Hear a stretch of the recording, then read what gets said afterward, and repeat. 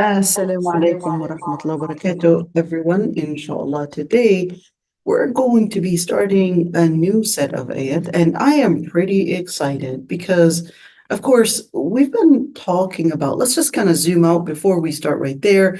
We kind of started out with of course, you look at the ayat, started out with the beginning of the surah, talked to us about a certain covenant we're supposed to maintain. Then it went into speaking about the covenant relating to deen, then relating to our families, then relating to our the society, then relating to our mental health, then it would take us into different sections of how we could maintain the deen, the nafs, the aql, the ird, the mal, or maintaining the main legal maxims in Islam, which basically is maintaining our deen, maintaining our bodies or our health, maintaining our mental health, and certainly maintaining our family and maintaining property. So it took us into a number of different areas in a number of different pockets, if you would want to say, in order to help us navigate what it means to really maintain the legal maxims in Islam, the deen, the nafs, the aql, the ird, the mal. But then it would come in a couple times, tell us, well, what would actually take to maintain a society and maintain the individual is a number of different commitments, a number of different commitments in maintaining the society, maintaining the individual, maintaining yourself, maintaining your deen, maintaining your nafs, maintaining your aql, maintaining your ird, all these different areas. Why? Well, that's the key to basically make sure that we have instilled within the society. We're speaking about justice. We're speaking about maintaining this let's say this consistency within the society in order to maintain social justice, economical justice, religious, of course, in the vision and religious understanding. We're having a principle, that a foundation, and we're also teaching the society and teaching the individual how to maintain all these people, all these pieces together, including family and including financial rights. Remember when it was talking about inheritance and so forth? So then there was a new chapter within this ayah, and we talked about how Allah subhanahu wa ta'ala was telling us that the main vision that got many off track was really when their shirk was not in place. Or sorry, their tawheed was not in place, but they had actually been getting engaged and involved in shirk, and this shirk would get them off the track. And certainly when they were, is there an echo on your end, or is there not an echo? Noura, help me. No echo. Is everything clear? Yes, echo. Okay, there we go. I figured. Okay, here we go. Now we got the echo fixed. Okay. So when we're looking at that area, it was key to really help us understand what's the main thing that we're supposed to be doing in order to maintain the society, whether we're talking about knowing what justice is, 2, living the sabr, 3, living the satisfaction, 4, having that courage to stand up for truth. But you wouldn't be capable of knowing what you're supposed to be enduring and what you're supposed to be living up to unless you recognize the areas of morality, the area of what defines justice. The area that defines justice is basically al-wahy. It's basically La ilaha illallah. If your center is not La ilaha illallah, or your center is basically some kind of walaya, some kind of authority to other than Allah subhanahu wa ta'ala, you're going to see that you're confusing your resources. Once your resources are confused, then the implication on ground, you're going to be confusing yourself as well. So what should we be doing? We need to make sure that we're going back to Allah subhanahu wa ta'ala to define our resources, define the implication, how we're supposed to be consistent, how we're supposed to be enduring our emotions to make sure we live the principle, and despite the different things that might probably come in seeming like a very tempting and intimidating perhaps alternative, we would maintain that connection, that ability to distinguish right from wrong by having the ilm to help us recognize what is supposed to be the foundation, what are the parameters of Islam. So that's why Allah subhanahu wa ta'ala, with this new chapter within Surah Al-Ma'idah, Allah subhanahu wa ta'ala was letting us know how the different groups were deviant. So different groups were deviant. Some were deviant because they had their aqidah in the wrong place. Well, that's everybody. If you've got their aqidah in the wrong place, well, that's when your foundation in defining morality could also be confused.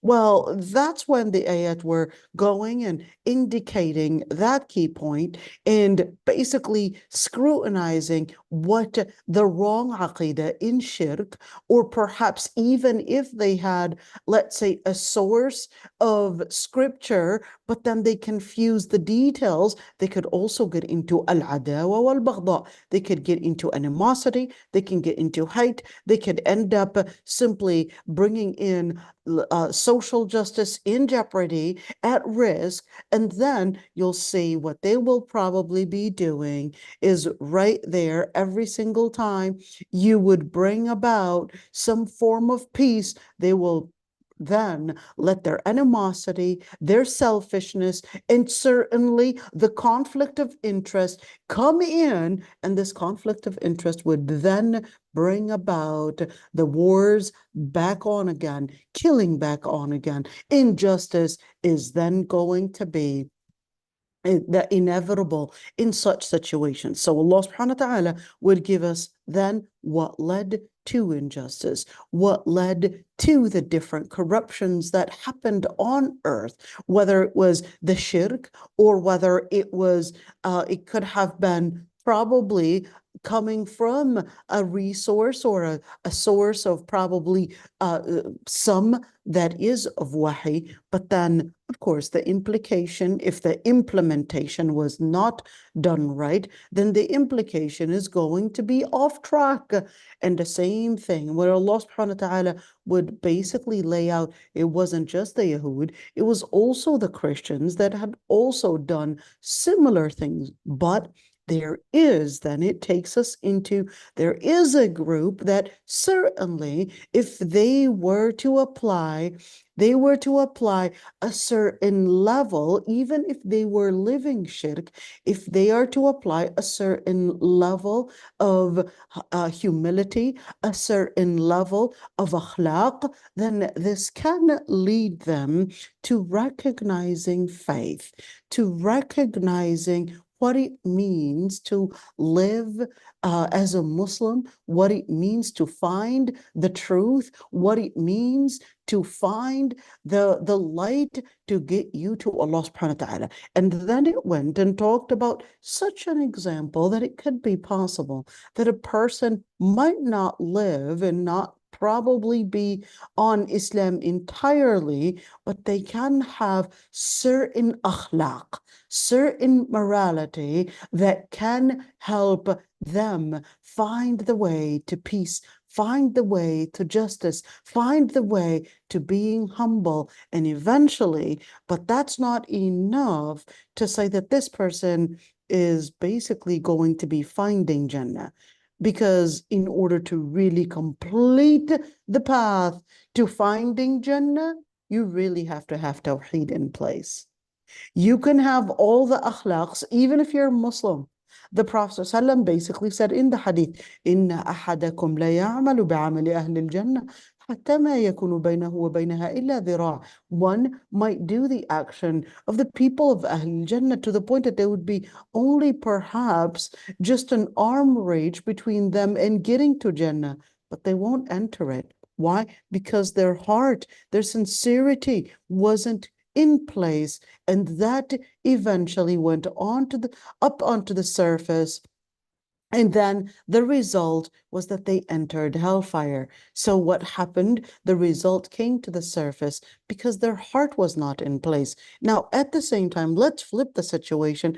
This person that is probably not Muslim, well, we know that they're not Muslim. They could be right there Christian, but they were qissisin, ruhbana. They were working a certain level of, let's say, learning how to discipline their heart, how to be humble, how to be committed, how to stay focused on Allah subhanahu wa ta'ala. Yes, there was some shirk that wasn't necessarily, let's say, getting the signal in place, but then the ones that really had true faith, true sincerity, whenever they would hear about the Prophet ﷺ, they would recognize that this is exactly what would be in parallel and what matches what is in our scripture, and they would be filled with tears, and they would eventually embrace Islam, and they would continue the training that they were doing outside of Islam, being humble, being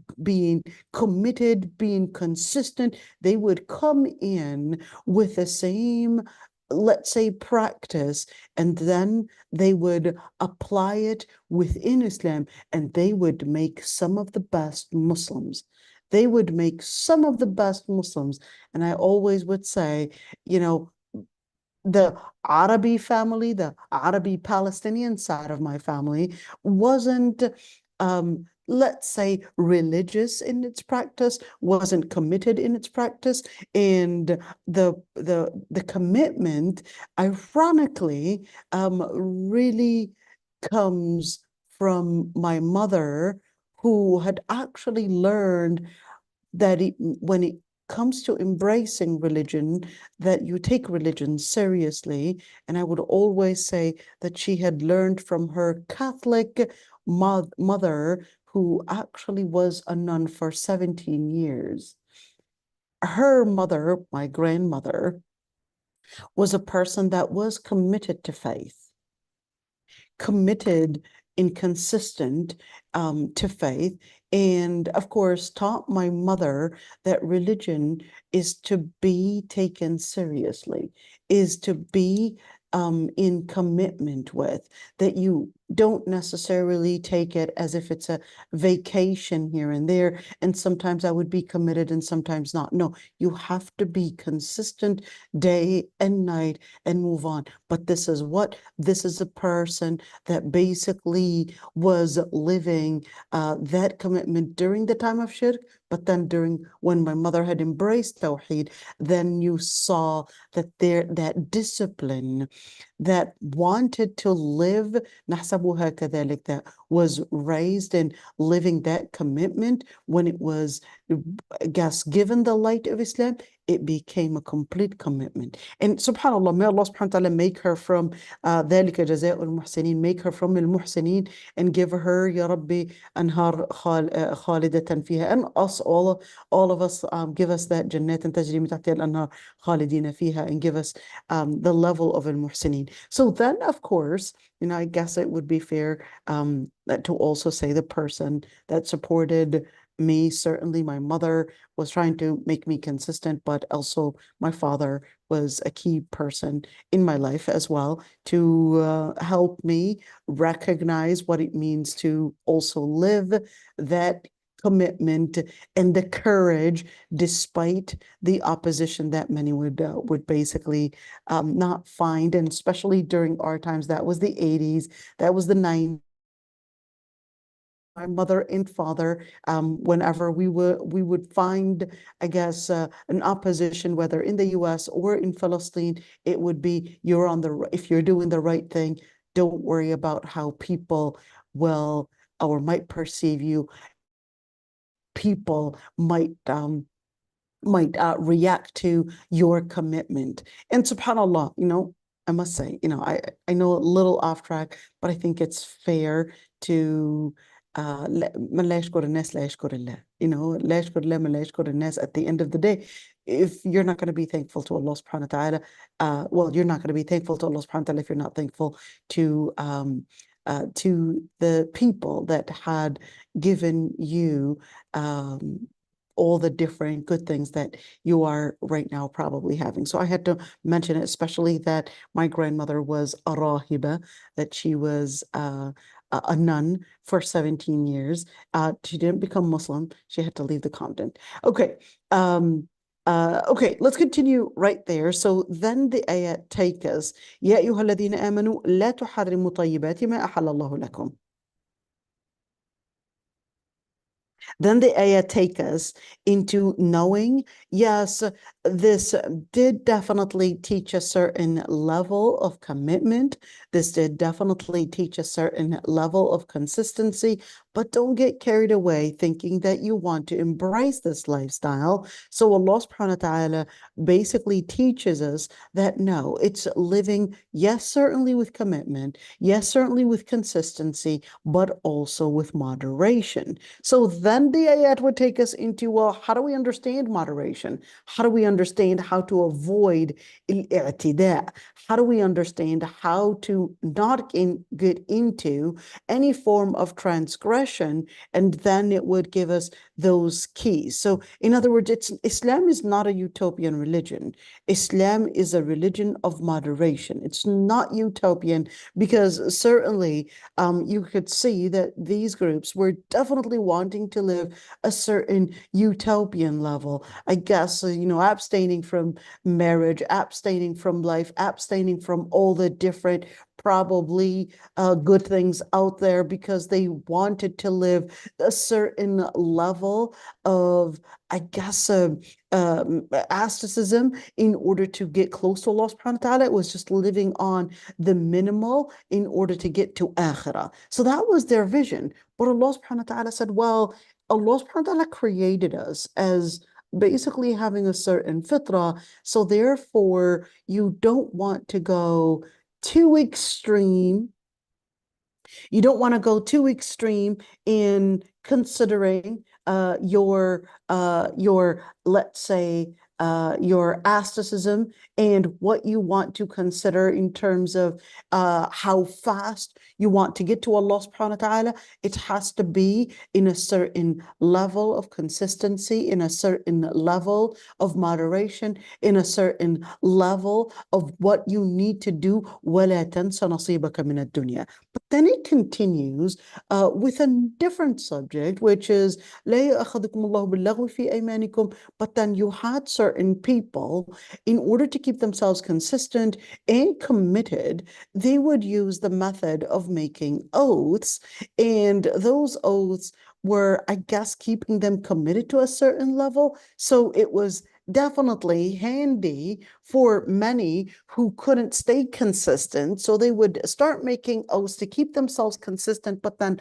of course, sometimes it was at the expense of their family, at the expense of probably the healthy relationship that they wanted to maintain. It was probably at the expense of their own, I guess, their own life. So in that situation, of course, for the answer and the response for those that wanted to use al-ayman or oath as a way to keep them committed, that's when the ayat were coming in and saying, well, wait a minute, here's when you think that you could use oath as a way to keep you committed, but then you regret and you find something that is probably more committed, or let's say more consistent, going in parallel with what Islam had ordered. Well, here's an alternative, because sticking to the principle is more important than using the name of Allah subhanahu wa ta'ala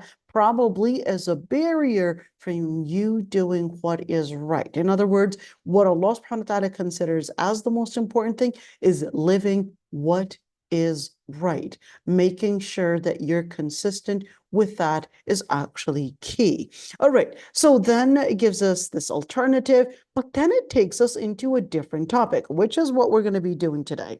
Let's see. يا أيها الذين آمنوا إنما الخمر والميسر والأنصاب والأزلام رجس من عمل الشيطان فاجتنبوه لعلكم تفلحون. Takes us into a different topic. Oh, you who believe, verily, so when you're looking at innama, it can mean verily, can be that it's specifying a certain thing.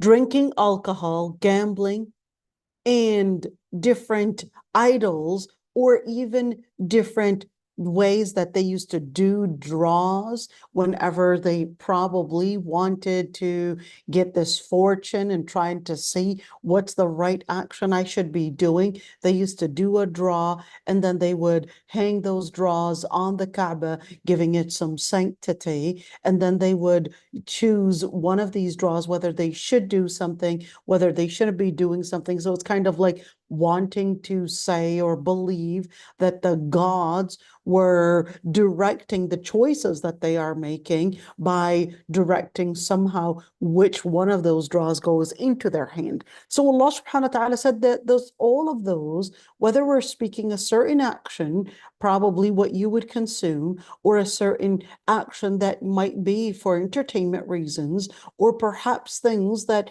might be based on faith, all of that is رجس من عمل الشيطان فاجتنبوه لعلكم تفلحون. All of that is rijs. What is rijs? Rijs basically means contamination. But here's one thing. How is it that al-maysir can be a contamination? Now, when you look at the word rijs, in the word contamination, Islam considers, if you remember when we did Surah al-Muddathir, should we go back to it really quick and come back to this one in just a second? Let's just see. This is 132. Let's remember 132. We're going to go back to Surah Al-Muddathir. I know we've went there a couple times, but we needed to kind of just look over it really quick and come back to this one. So Surah Al-Muddathir was going to go this way. Surah Al-Muddathir, and certainly in Surah Al-Muddathir, it was taking us into, let's see, Ya ayyuhal muddathir, the one that is all bundled up in his basically blanket. You've got a mission. You need to get up and start warning, but you need to consider that your Lord Almighty is the main center in your life, and you need to glorify your Lord Almighty. You need to purify your clothes and your garments, and you need to stay away from the different types of contaminations. Which contaminations? Are we talking about basically, let's say, contaminations and substances that are impure? We're speaking about urine, we're speaking about all these different things. Or are we talking about a general term that any contamination, whether it's affecting your heart or whether it's affecting your body, is going to be, at the end of the day, processing in your body and going to alternate your fitra, going to alternate the instinct that Allah subhanahu wa ta'ala created you in. So perhaps things that you might consume in food that can in itself be a form of rijs, a form of contamination. What you might put on your body, here we go, what you might put on your body, and if it contains a contamination, then in that situation, certainly your body can absorb it, and it can also alter your body as well. And here we're speaking about behavioral contamination that could also alter your body. So that's why Allah subhanahu wa ta'ala was right there indicating وَلَا تَمْنُن تَسْتَكْثِرْ, and don't necessarily start bragging and using different forms to brag about certain things in order to somehow, with this narcissist behavior, toxic behavior, thinking that you can use this method, where it is definitely a diabolical method, letting people think that they constantly owe it to you, and therefore you can live your arrogance by making people live in your service. So that's a form of a contamination. In other words, we're speaking about right there, really giving us the worst of the contaminations, at least behavioral contaminations. When it says وَلَا تَمْنُنْ تَسْتَكْثِرْ, that's an indication, something similar. What we would see in our times, they would call a narcissist behavior. This right there, وَلَا تَمْنُنْ تَسْتَكْثِرْ, is probably indicating that the worst of the manners that one might have is really looking like one of these things that you would find in a narcissist, which is always making you feel that you're living at their mercy. If it wasn't for them, you wouldn't have been capable of doing it, and that they will always owe it to you. You're the one that made them who you are. You're the one that made them be successful. Therefore, you owe it to them. Therefore, they owe it to you.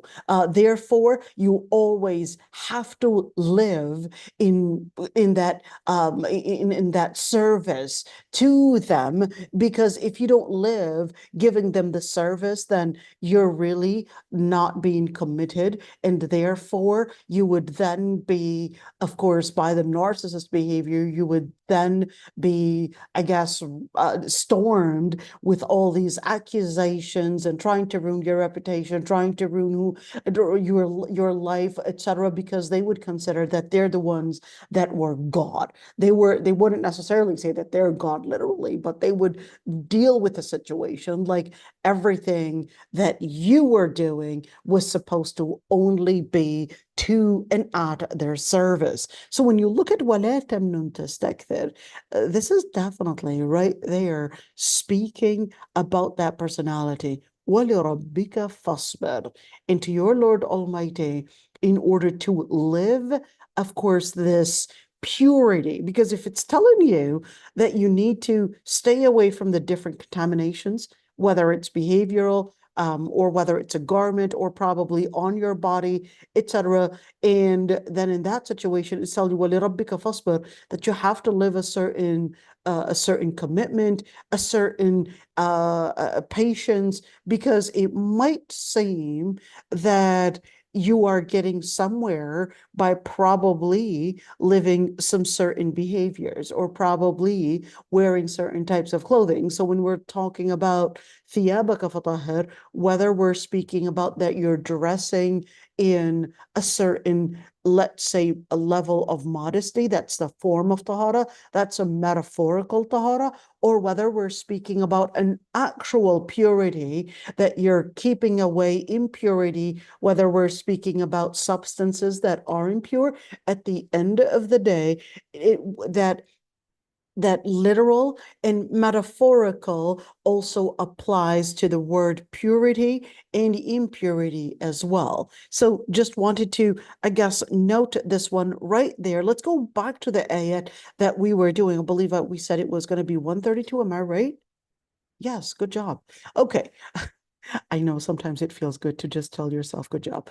Okay. إنما الخمر والميسر والأنصاب والأزلام رجس. You see the word rijs right there? Well, that word rijs and rijs is actually the same word.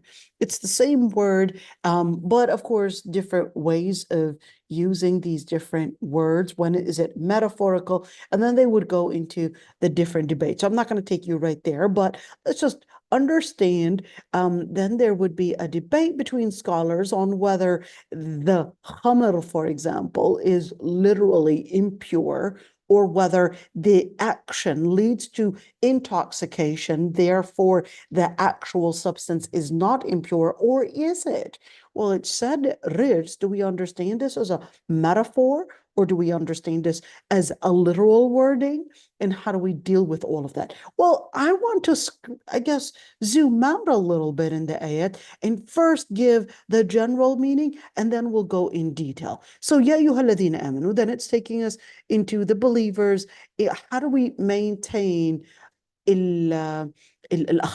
How do we maintain our morality? How do we maintain social justice? Now, this could be a Muslim here. This is talking to a Muslim. And that's why it said, Ya ayyuhalladhina amanu. Before, it was laying out how the Jews were not being committed to the scripture, how some Christians were being committed to the scripture, and that commitment led them to a certain, I guess, guidance finding. And then now it's taking us to the mu'mineen, that by being Muslim, that some might actually practice something that might contradict what faith wants you to get to. Like what? Like alcohol, like gambling, and the lifestyle that goes with this gambling and drinking. And it's basically, thinking of certain areas that contain all of this. Il-ansab, il-azlam, all the different idols, or even the different fortune telling, and the ansab and all of that is a simple thing that is going to lead you to a life of contamination. A life of contamination, whether inside a contamination, meaning your heart is going to get into a contamination, because then you're going to be living that you're supposed to be succumbing to your drives or succumbing to those addictions, or you're going to forget at one point by letting those drives control you, that's basically going to not only contaminate your behavior, but it's also going to contaminate your heart. Your ability to stay away from such drives is going to be harder. And then you're going to find your heart then not succumbing to the Lord Almighty. So Allah subhanahu wa ta'ala said, this is all from the actions of shaitan. So does shaitan actually drink?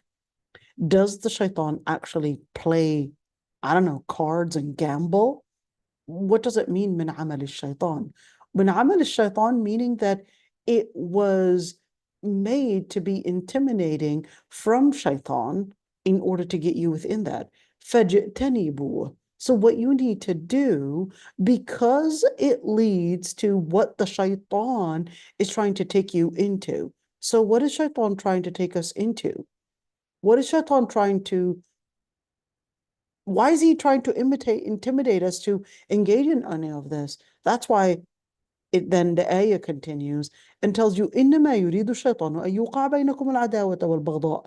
Since you asked what he wants you to get into, and we're just making it easy for you and telling you, فَاجْتَنِبُوهُ, you really need to stay away from it, because that's what's going to lead you to success. In other words, what shaitan is trying to lead you to is nothing but failure. Failure in probably maintaining your family, failure in your health, failure in your economy, and failure in the economy, or even probably financially, with you thinking that, oh, it's probably this time that I'm going to get the lottery, maybe this time I'm going to hit the jackpot and all of that. And then without you realizing, you had just lost and continued following and certainly hunting and running after in a mirage, and the majority is just losing their money and not winning. Very few actually make it to the jackpot. And at the end of the day, the majority is going to be running after a mirage, and then letting their addiction basically lead them into al-adawa wal-baghdha. What shaitan wants you to get to is the opposite of success. Number two, al-adawa wal-baghdha. What is al-adawa? Al-adawa, we talked about it before, because it was the same exact word that was used in the ayah when Allah subhanahu wa ta'ala talked about the Yahud. Remember that one, that shaitan. Let's go back to it really quick. So this is ayah number 91. We're going to go back to it because it's not too far from here. All right, here we go. Al-adawa wal-baghdha. Allah subhanahu wa ta'ala, when he talked about al-Yahud and what they were saying about Allah subhanahu wa ta'ala, and he said, لُعْنُوا بِمَا قَالُوا, for the Lord Almighty's hands, he would determine how things are, how the spending and how the fair spending happens. And then it continues and tells us, well, أَلْقَيْنَا بَيْنَهُمُ الْعَدَاوَةَ وَالْبَغْضَاءَ. At the end, what happened, that the Lord Almighty had basically the result, because of their behavior, because of their choices, because of their deviation in their vision, that basically led to al-adawa, led to animosity, led to hatred, basically flourish amongst them. And ila yawm al-qiyamah, the implication is basically battle. The implication is war. The implication is basically corruption within the society. So then it continues to tell us it's the same pattern. Here's the same pattern where he's telling us that Shaitan is playing the same exact game that he had done on the Yahud, that he had also intimidated. Remember when he talked about the Qabil and Habil story? It was also the same thing. Al-adawa wal-baghdha. Then that's laying out those patterns and letting us know that, listen, remember the pattern, whether it's on a family level, if they're not living the principle of Allah subhanahu wa ta'ala, a brother can kill a brother. And on a society level, you will see that if that animosity, if that immorality starts going into the surface, and basically that conflict of interest would basically start going to the surface, that's when you're going to see the society going into animosity, going into hatred, and certainly all that would lead to is يَصُدَّكُمْ عَنْ ذِكْرِ اللَّهِ. It's going to keep you away from the remembrance of Allah subhanahu wa ta'ala. Why is that important? Because certainly you might actually be Muslim, but just by being Muslim, it doesn't necessarily make you committed. In order to be committed, you have to maintain a certain level of consistency in your salah, a certain level of commitment in dhikrillah. What does it mean to do dhikr? It means to do dhikr, whether it's salah, or whether we're speaking about qira'at Quran, or whether it means dua, or whether it means different words of dhikr, remembrance of Allah subhanahu wa ta'ala, glorifying the name of Allah subhanahu wa ta'ala, and being consistent with that. That is dhikrullah subhanahu wa ta'ala. So when you're looking at anis salah, there is, let's say, a comprehensive definition for dhikr. Could be visual dhikr, it could be behavioral dhikr, could be audio dhikr, could be oral dhikr. All of those are different types of dhikr. We talked about it in Surah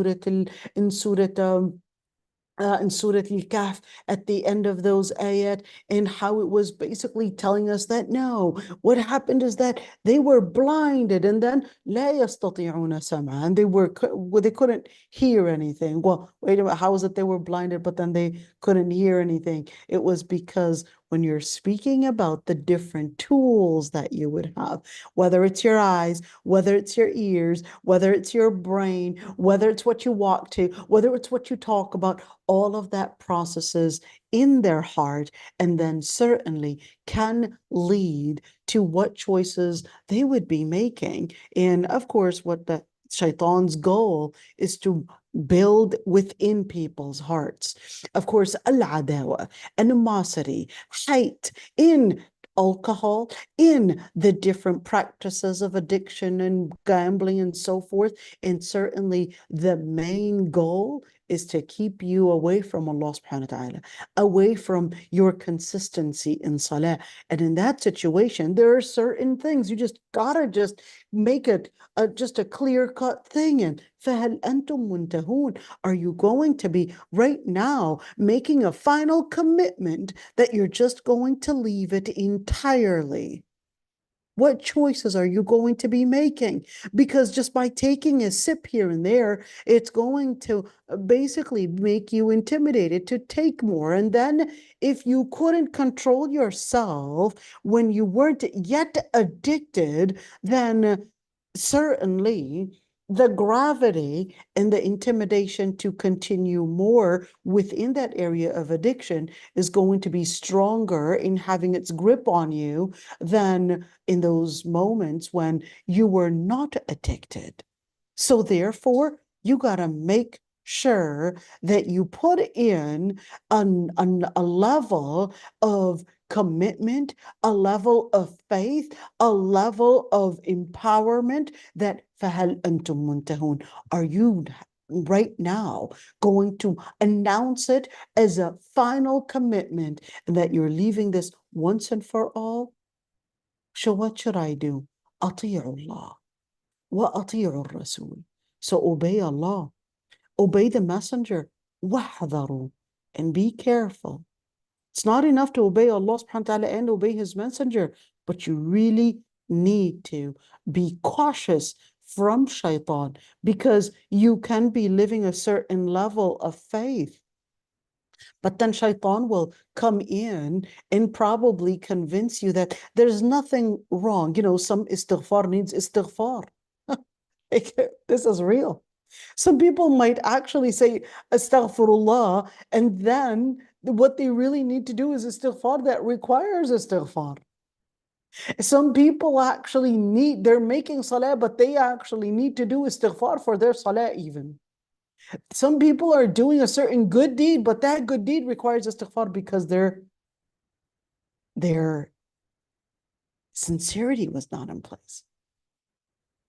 Then wahdharu, you really gotta be careful, even if you're probably obedient to Allah subhanahu wa ta'ala, but it can happen that a slip might actually happen here and there, just like فَتَزِلَّ قَدَمٌ بَعْدَ ثُبُوتِهَا, when one leg might slip after you had went all the way up high in the ladder, and then one slip, and without you realizing, when you were on the 11th ladder, and not many people managed to go up that high, your ladder became more shaky when you had basically reached a level that barely anyone was capable of getting to. And getting there wasn't easy. You put in a lot of effort, but you want to keep in mind that don't get carried away thinking that you had made it. Be careful. وَاحْذَرُوا. Be careful from thinking that you're all done, you reached al-yaqeen, you're all done, I lived that long being committed, and I'm all set. Allah subhanahu wa ta'ala is telling you, وَاحْذَرُوا. You really gotta be careful. فَإِن تَوَلَّيْتُمْ. And for those that probably, after putting in a certain investment in their good deeds pocket, and then فَإِن تَوَلَّيْتُمْ, if you were to turn away, well, just know that the Prophet ﷺ, فَعْلَمُوا, just know that the Prophet's duty was just to give you a clear, I guess, revelation. He was just trying to give you an announcement, and it was definitely your free will to choose to embrace or to leave. ليس على الذين آمنوا وعملوا الصالحات جناح فيما طعموا إذا ما اتقوا وآمنوا وعملوا الصالحات. What happened? Well, then if khamr and drinking was bad throughout all this time, and we didn't even know there was a time when khamr was, or drinking, wasn't announced that it was haram. It was a gradual process. In the beginning, it was allowed, and then it was made that it was only allowed during the night. And then it was made that whenever you're praying, you were not supposed to be drinking. Then it was allowed only during the night. I shifted that one. So it was allowed that you weren't supposed to be drinking when it's during the close to a prayer time. And then it was allowed during the night only. And then finally, فَهَلْ أَنْتُمْ مُنْتَهُونَ. Then finally, are you all done? Are you finished? Are you going to make this final commitment that you should not never and should not be ever drinking? In other words, it's basically a complete announcement that this is basically something that is not befit, does not befit a Muslim to engage in. But the Sahaba that had died before, it was something that they were engaging in. They didn't know that it was haram. What's going to happen to them? That's it? Well, they didn't even know it was haram. What's going to happen to them? That are they doomed in hellfire right now because they went against Allah subhanahu wa ta'ala, even though they didn't know that it was abrogated? what's going to happen to them? So that's why this ayah came in response to answer the question. For those that had believed and done what is right, there's no sin if they had consumed. So the word ta'imu could mean that they had eaten, could also mean that they had consumed. If they lived the taqwa and they had lived in faith and they had done what is righteous. In other words, what was righteous based on that definition of righteousness at the time. But then, if they lived the taqwa and they had lived the faith and they had then taken into another position, living taqwa and living ihsan. Wallahu yuhibbul muhsinin. For the Lord Almighty loves al-muhsinin. Who's al-muhsin? Al-muhsin is basically the person أن تعبد الله كأنك تراه. But wait a minute. Let's look at this ayah right there because it's giving us a repetitive thing, is it? ليس على الذين آمنوا. Let's look into it. So we've got آمنوا وعملوا الصالحات. Here we go. Here's the first one. Here's number one. Okay. And then إذا ما اتقوا وآمنوا. So there's two. Sorry. Here we go. عملوا الصالحات. There's two right there. So these people اتقوا آمنوا وعملوا الصالحات. So this is two. Okay. And then آمنوا ثم اتقوا. Then they lived at taqwa, and then they lived آمنوا. Okay, here's stage 3. And then اتقوا وأحسنوا. Here's stage 4. Okay, so what is that? So آمنوا وعملوا الصالحات, that's basically the stage of Islam. اتقوا وآمنوا وعملوا الصالحات ثم اتقوا. I should actually do it that way. Let me just, I guess, correct. Okay, this is right there. Hold on, let's actually do it like this. Here we go. So this is right there. اتقوا آمنوا وعملوا الصالحات ثم اتقوا. You could consider that was the stage of Iman. And then in order to get to the stage of Iman, I guess there's another stage. ثم اتقوا وآمنوا. And they were consistent in their stage of Iman. So this is the stage of Islam. This is the stage of Iman. And this is the consistency in the stage of Iman. And this is finally right there, the stage of Ihsan. Okay, what does that look like? Okay, remember, well, how did you get to these stages anyways? Remember Hadith Jibreel alayhi salam? What is Hadith Jibreel? Remember Hadith Jibreel alayhi salam when Jibreel comes in a form of a human being?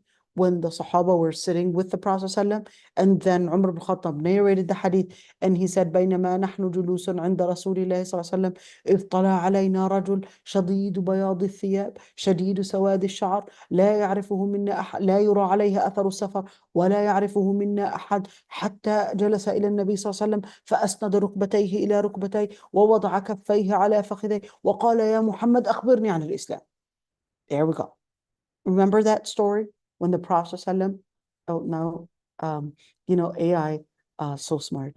It just recognized that I was speaking too much in Arabic and was telling me, should I use Arabic language? Are you really wanting to be consistent with with the English language or Arabic language? So there's AI on the other side telling me, what do you really want to use here? It picked up that it was Arabic. This is amazing, man. This is amazing. Okay, so let's look into this hadith. This hadith, just really quick, this hadith, the Jibril alayhi salam basically comes in, and then none of the Sahaba recognized him because there was no sign of travel. There was nothing that was indicative of any type of a journey that he was involved in. And none of the Sahaba knew who he was. This person all of a sudden just appears, looking very maintained, looking, of course, very black hair, youth, and looking in their youth and looking clothes that are clean, all of that. Then he sits right in front of the Prophet ﷺ and of course starts demonstrating and asks the Prophet ﷺ, tell me what Islam is. And the Prophet ﷺ tells him, well, it's to bear witness that there's no God worthy of worship but Allah, but it's basically to perform the prayer أن تشهد أن لا إله إلا الله وتقيم الصلاة وتؤتي الزكاة وتصوم رمضان وتحج البيت. And Then basically takes us to then the other question. Well, tell me about al-Iman. Tell me about the level of Iman.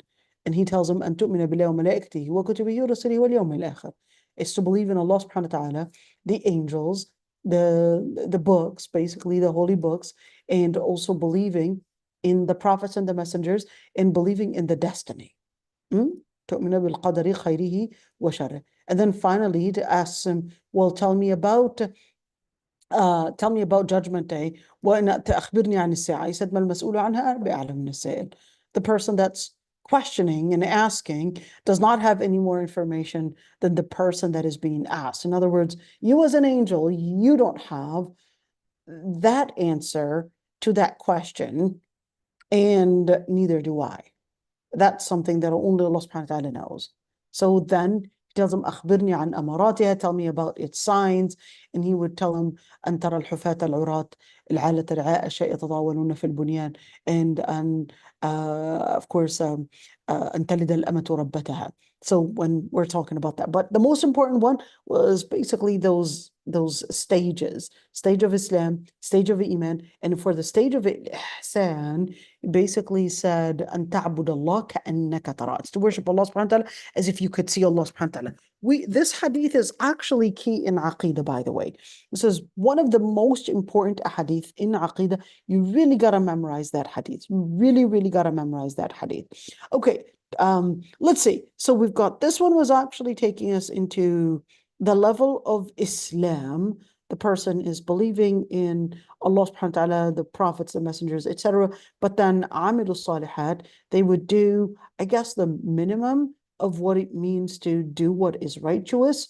And of course, these people started, well, they were consuming at least alcohol, but Allah subhanahu wa ta'ala is saying, well, they are not held accountable for that, because at that time it wasn't haram. And إذا ما اتقوا وآمنوا وعملوا الصالحات, if they had been committed. So when you're looking at taqwa, we talked about taqwa, and we said taqwa is a shield.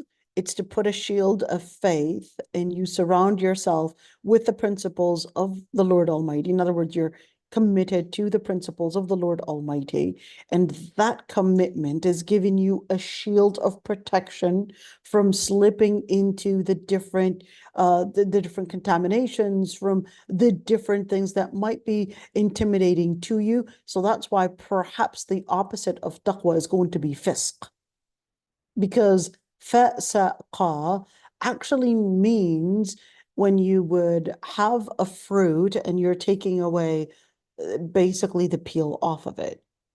You would basically expose it to the air, expose it to the different things, it would rotten faster. So that's what fasaqa actually means. In other words, for a human being, when you practice Sharia, you're making a shield that surrounds you in order to give you protection. So that's, that shield is taqwa. That shield is taqwa. وَآمَنُوا وَعَمِلُوا الصَّالِحَاتِ. And they would basically believe and do what is righteous. ثُمَّ اتَّقَوا وَآمَنُوا. Well, it's not enough to believe and do what is righteous, but you really got to live that consistency. And then that is going to lead you into اتَّقَوا وَأَحْسَنُوا. وَاللَّهُ يُحِبُّ الْمُحْسِنِينَ. For the Lord Almighty loves al-muhsinin. What does it mean that Allah subhanahu wa ta'ala loves al-muhsinin? So when you say Allah subhanahu wa ta'ala loves al-muhsinin, that simply means that expect, number one, expect your dua is answered, expect that you are guided, expect that you are going to be given a self mercy. Let's say that that care that's coming exclusively for you because you are al-muhsin. Because Allah subhanahu wa ta'ala said, Inna Allah dafa alladhina amanu, that Allah subhanahu wa ta'ala gives mercy for al-mu'mineen, that Allah subhanahu wa ta'ala gives the protection for al-mu'mineen, that Allah subhanahu wa ta'ala gives them rizq, that Allah subhanahu wa ta'ala gives them happiness, that Allah subhanahu wa ta'ala, all of these different things. So if you're really living that level, may Allah subhanahu wa ta'ala make us from those. Now let's continue. يا أيها الذين آمنوا لا يبلونكم الله بشيء من الصيد تناله أيديكم ورماحكم ليعلم الله من يخافه بالغيب فمن اعتدى بعد ذلك فله عذاب أليم. What happened? wait a minute. So we were talking about khamr and maisir, and right now we're talking about a different topic. What is the topic that it's talking about right now? Let's see. Oh, you who believe, the Lord Almighty is going to test you with different things that you might be hunting, and probably your bow and arrows, but that's because Allah subhanahu wa ta'ala is going to be testing who's going to be really committed during the times when they're alone, or during the times when they're basically not in public. In other words, who's going to be committed? And whoever transgresses the limit after that, then they would have a painful punishment. يا أيها الذين آمنوا لا تقتلوا الصيد وأنتم حرم. O you who believe, don't kill the what you had hunted while you're in a state of ihram. What is the state of ihram?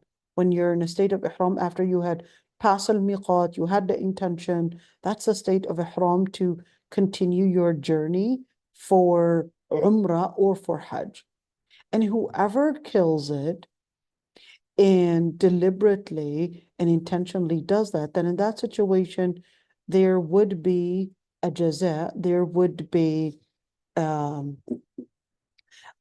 be basically a punishment, or sorry, not a punishment, but they would basically have to pay an expiation for something that is equivalent, but from a na'am, not a wild animal, but something that is from the animals that are considered permissible for them to slaughter. We're going to get into details. I know this is all sounding like, okay, where are we at right now? Okay. يحكم بها ذوى عدل منكم هديا بالغ الكعبة. So there would be a certain group that's basically telling us what would make a fair alternative to this lack of commitment that we might have committed in perhaps engaging in hunting. Why are we talking about hunting here, and how did we get there? So here's one thing. Remember, Islam is taking you to a certain training, how you could stay committed to the principles of Allah subhanahu wa ta'ala. That's the whole training. Okay. So then it would tell you, well, there are certain things that you cannot engage in any form of i'tida, any form of transgression, not against the society and not even against yourself. What if this person's okay with getting intoxicated? They're okay with losing their money. They're like, it's my money. I can do whatever I want with it. But Allah subhanahu wa ta'ala is telling you, actually, it's not. It's my body. I'm okay with over drinking. La ilaha illallah. This person was saying, La ilaha illallah. This person was saying they're okay with over drinking and harming probably their kidneys and livers. They would say, wait a minute, no, it's not your body. It's a trust from Allah subhanahu wa ta'ala. So the transgression is actually against the property of Allah subhanahu wa ta'ala. Your body is Allah subhanahu wa ta'ala's property. And your wealth is Allah subhanahu wa ta'ala's rizq. It's a rizq from Allah subhanahu wa ta'ala. Then therefore, you don't have the right to wander it, even if you were to consent. Consent does not go beyond Allah subhanahu wa ta'ala. Not just because we see people consenting to a certain thing, it doesn't make it right.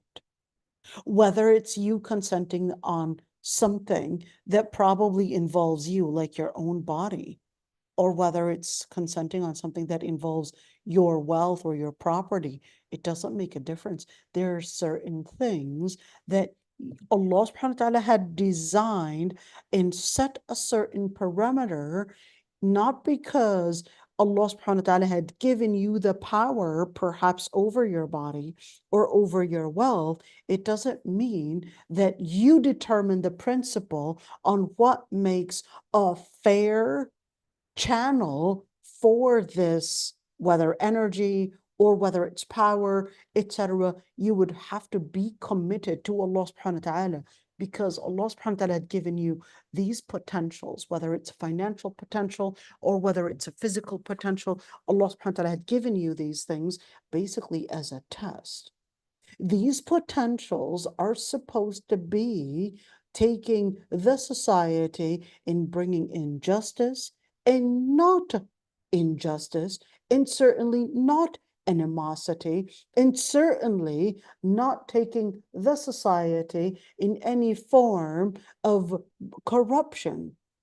Shaitan, that's his plan. But Allah subhanahu wa ta'ala's plan, Allah subhanahu wa ta'ala's, let's say, the reason for Sharia, the whole reason why alcohol was made haram, or gambling was made haram, or any other thing in Sharia. So right there, you could say that the Quran, or at least these ayat, were speaking about al-khamr wal-maisar, but that's not exclusive to it.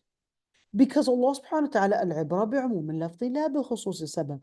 He's basically telling us that إِنَّمَا يُرِيدُ الشَّيْطَانُ أَن يُوقِعَ بَيْنَكُمُ الْعَدَاوَةَ وَالْبَغْضَاءَ.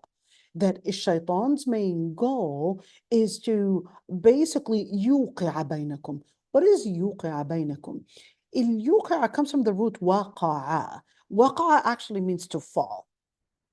بينكم, so this is a compound word, يوقع بينكم. It doesn't mean that you're going to fall down there, but يوقع بينكم, it's a metaphor, and it's a metaphor and also an idiom, okay? And it's basically used in order to say, well, what is going to happen amongst you, in between you? It's basically right now a low level, and this lowness that these people are living in, that's basically going to take the society in being low in their mannerisms, low and corrupt in their commitment to themselves rather than commitment to the principle. And once people are going this low, that's when you're going to see that the implication is going to be animosity, hatred, and anything that leads to this consequence is going to be considered basically haram and against the aim of Islam, and definitely going to be going against Sharia, because Sharia is all about bringing in justice, bringing in peace within the society, within the individual's life. And certainly, how is that going to happen? Well, that could only happen if the person, what's the opposite of يَصُدَّكُمْ عَنْ ذِكْرِ اللَّهِ? يَصُدَّكُمْ عَنْ ذِكْرِ اللَّهِ, that's the shaitan's action. يَصُدَّكُمْ, it's exactly like, when you're doing a ping pong, what is that? It's a racket, I guess they would call it. And then what are you doing? Your racket basically would hit against the ball, and then of course depending on the speed and, well, the velocity, or even the force that was used against the ball, that's basically going to require, in order to hit it back, that's what you're going to do. You're going to see that going further. And you want to keep in mind that Shaitan is going to be working harder on a person that probably went on the 11th level, probably on a ladder, than a person that is already on a low level. Because Shaitan is going to say, well, that person's already low, so nothing necessarily to invest in this person, because they're already doing their lowness, and I don't need to work hard on them. They're already there. But the higher up you go, Shaitan will make, let's call it sneakier. I don't know if that's even an English word, but Shaitan will find ways that are, let's say, that are harder to distinguish that it's a shaitan or even a diabolical method. You want to keep that one in mind. That's why you really need to grow in ilm along with your growth in spirituality. Why? Because the more ilm you have, the more capable, or you'll be more capable in identifying the diabolical methods and certainly shaitan's ways, and you would be capable of distinguishing those murky areas, those doors that are not actually doors, but nothing, but probably another, I guess, another door to probably taking you all the way down without you realizing, kind of like a maze. There are certain entrances that you might go into, it's taking you back to square one, and it was made to seem that it was a door. So what Sharia is there to do is to help you identify those doors that are really leading to Allah subhanahu wa ta'ala, and those doors that might seem like they're leading to Allah subhanahu wa ta'ala. And the truth of the matter is that they're just leading to shaitan. So يصدكم عن ذكر الله, يصدكم is basically to bounce you off, to take you away from Allah subhanahu wa ta'ala, from the remembrance of Allah subhanahu wa ta'ala, and even salah. فَهَلْ أَنْتُمْ مُنْتَهُونَ. So the second that you would see that you are starting to lose that commitment on your salah, perhaps maybe obligatory prayers, or perhaps maybe sunan, nawafil, etc. Well, then you want to ask, does the shaitan actually have a grip on me? Is there a certain homework that I should be doing? Allah. How do I actually become a better person of commitment, a better person in their deen? Allah subhanahu wa ta'ala says, well, the key is obey Allah subhanahu wa ta'ala, obey the Prophet, but just be careful, because it can seem that you're finding yourself that I'm on the right level, but you want to be careful. Any minute you might slip off. So therefore, you gotta keep track of your intention. You gotta keep track of your deen. فَإِن تَوَلَّيْتُمْ. And now, if you were to turn away, then the Prophet's message was, well, the Prophet's duty was just to deliver the message. Now, looking at all of that, there's so much to say.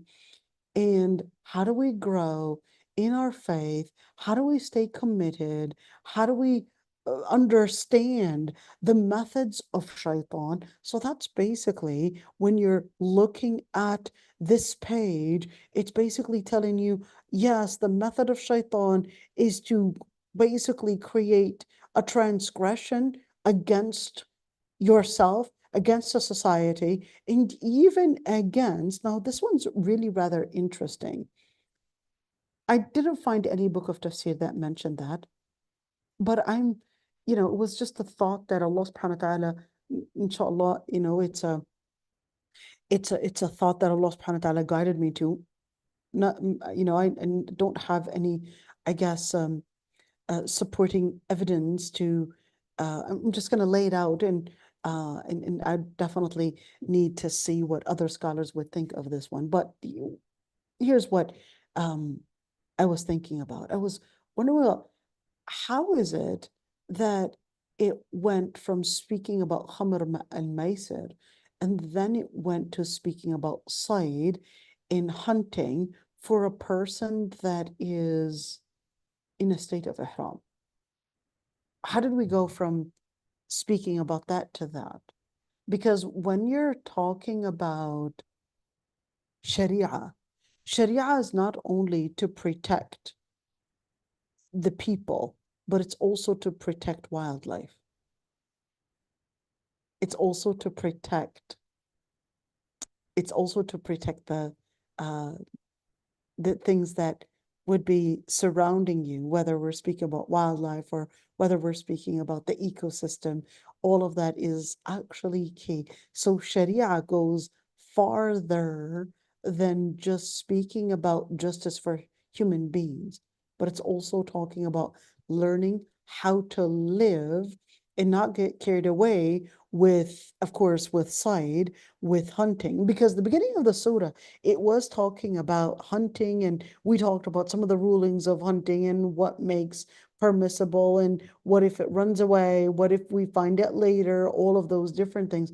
But then it wanted to tell you, well, there are certain times that you have to recognize that when you are going for a certain ritual, that's Hajj and Umrah, there are certain etiquettes that you, as a person that's trying to show commitment, that you really need to embrace another form of commitment, at least just during that time, which is a commitment to protect wildlife, and that you would not engage in any form, even if that was for the reason of survival, that you would not go hunting.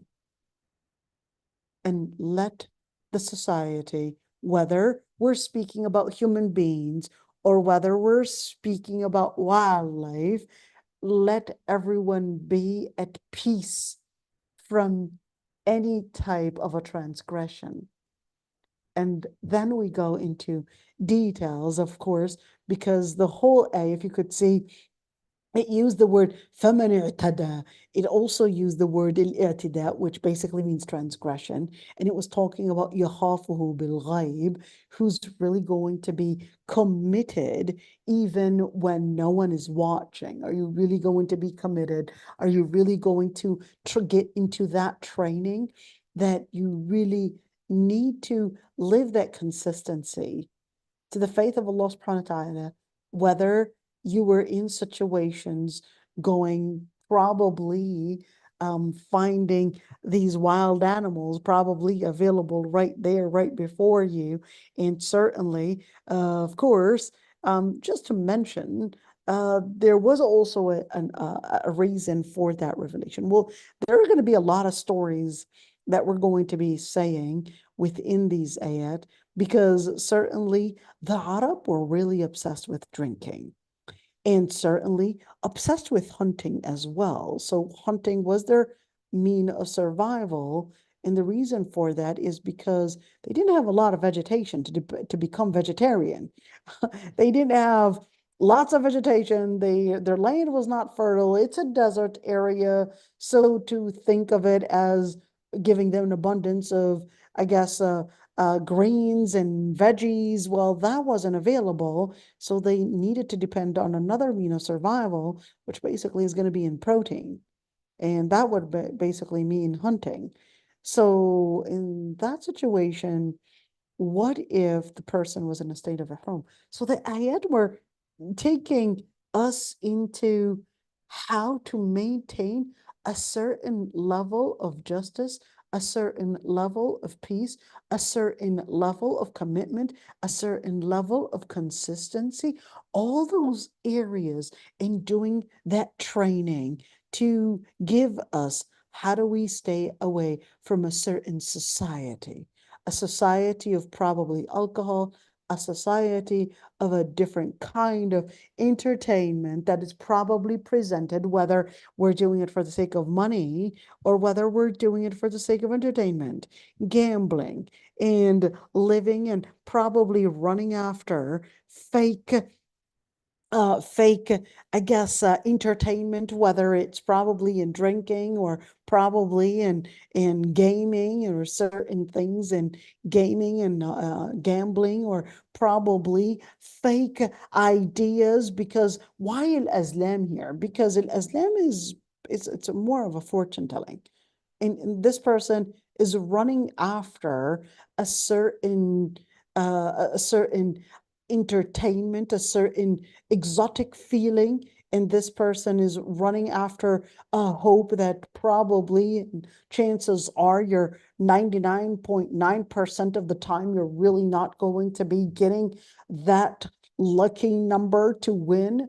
And this person is connected to, of course, a mirage in believing that this this nusub or this idol was going to give them gas security in life.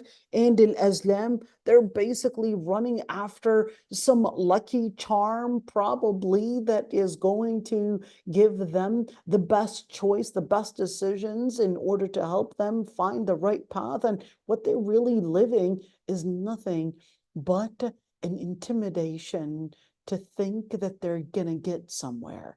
This one's trying to get some level of happiness, and each and every single one is trying to get some level of success. But the truth of the matter, it's nothing but a mirage. It's nothing but a mirage. It's going to come back at them, and they are living in thinking that they're going to find success. But Allah subhanahu wa ta'ala tells them, no, this is actually a contamination, and it's all from a shaitan making you live that intimidation, thinking that you're going to get into success. فَاجْتَنِبُوا. So stay away from shaitan, stay away from all these actions, and that's what's going to lead you to success. It's not the other way around. What leads you to success? What leads you to happiness? What leads you to feeling that you're strong and you're basically getting there is basically, what is it? It's basically the path of Allah subhanahu wa ta'ala. So what gets us to success? Well, it's basically dhikrullah, and it's basically being committed to Sharia. So inshallah, this was just a fast tafseer. Let's look into al-Qurtubi. Al-Qurtubi said that this ayah that we were doing, there are 17 different matters to discuss in that regards. And don't worry, it's not going to be as long as the other ones, okay? But it's important to look into certain things about khamar. When was khamar considered as haram? Why is it considered haram? What was their lifestyle really like? And what if we were to probably use maybe alcohol and wine, probably, and our tiramisu, I guess, and our, Alfredo, and probably marinara sauce. Hey, can we use that? And wait a minute, let's not even talk about foods. Maybe we can talk about medications too. And hey, what if we were to transform alcohol probably into a different substance? Is that okay? What about things like gelatin? Is that okay to transform it into a different substance? Well, doesn't it even transform into a different substance? Is that even possible that it transforms? What if we're using alcohol? Not necessarily, so I'm buying alcohol not because it is not because I'm going to be eating it and drinking it, but I'm buying alcohol probably because I don't know if it makes a good I guess what is that word? Basically like using alcohol in order to antiseptic, maybe? Or what about as a basically turned off fire too? Okay, so what if we were to use it as that? Can we use alcohol and buy alcohol for different reasons and not necessarily just these things? Is it permissible to use it? What if I'm putting it in my cake and not necessarily, it's not going to necessarily stay as an alcohol, but the tres leche thing, they would put some alcohol sometimes in it to give it moistiness. And is it okay to do that? What is alcohol anyways? Is it taking the same rules as wine? What about beer? What about beer? Is beer okay? It doesn't have the same amount of course, alcohol amount. Is beer okay? I thought Madhab Hanafi said that alcohol was okay, that beer was okay. Is that true? Did the Madhab Hanafi literally say that beer was okay to drink? What about if it's a drink like, those barley drinks, and it's a very small amount of alcohol. Let's not exaggerate, right? What about that? Is that permissible to take? Of course, I'm right there, trying to let you know what we're going to be talking about in the coming classes. What about that? Is it true that Madhab Hanafi said that beer was okay? Is it okay to just, what about that kombucha stuff? Is that okay? I mean, yeah, we were told, what about if our, the Chinese, they would, I guess, cabbage and they would soak it or leave it some while. Yeah, it's a really disgusting, powerful smell, but some people like it. Is that allowed? What if I were to put grape juice? Yeah, it would go into some fermentation process, but not necessarily the level of alcohol. Is that permissible? How much is allowed of that fermentation process? And yeah, so those questions and other questions are basically what al-Qurtubi is going to be discussing. Well, wait a minute. So you were also talking about الميسر. Does that mean, what if we're playing a game using a dice, but we're not gambling. We're just right there. We're just playing, Monopoly. We're using a dice and no one's going to take any money. It's all fake money. And it's not real. Is that allowed to play? What if I were to use the dice for educational reasons? I'm just teaching them, I guess, in mathematics, we've got the probability, and the whole thing about the dice is basically just to get them. Well, what if it's a circle dice? Is that allowed? What if well, wait a minute. What about things like al-Maysir? What about things like playing chess? Is it allowed to play chess? Well, what if we're doing it for reasons to get us better, probably in, I don't know, diplomacy. It takes hours, but hey, we're playing chess basically to learn a certain level of planning. Is that permissible? I thought they were playing chess for war tactics and learning how to do war tactics. Is that even true? And yeah, how do we understand? Well, there is a hadith where the Prophet ﷺ said, if you were to play chess and play with the dice, it's like you had dipped your hands in the pork's blood. So is that hadith even authentic? Explain that to me. So all of these things are basically issues that we're going to be discussing on this page. Yeah, we're going to be here some while, but we need to answer a lot of questions, and we need to make sure that we don't get into these misconceptions about a lot of things. So yeah, that and other questions are basically what we're going to be covering on this page. I hope it's exciting. So you can go ahead and unmute yourselves if you would like, and let's have our little conversation.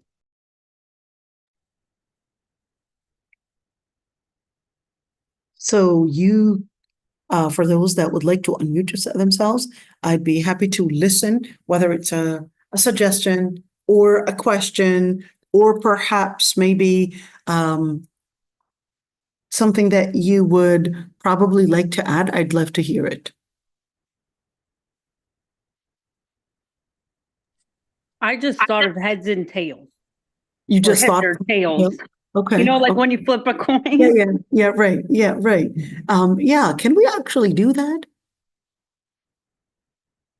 Right? Yeah. What do you think, Nora?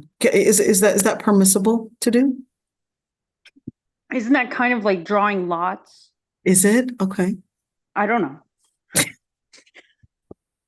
I love putting people sometimes in doubt. It's like, is it? No. And then and they go into, it's like, you just made it seem like it was okay. And then you're making it now seem like it's very haram, and now you're making me confused. So I'm purposely doing that in order to, inshallah, intimidate us to listen to more and more details about what the scholars had to say on that. All right. So سبحانك اللهم وبحمدك نستغفرك ونتوب إليك نشهد أن لا إله إلا أنت. Stay tuned. There's so many different fun facts to learn about our tafsir. And this is it. Assalamu alaikum.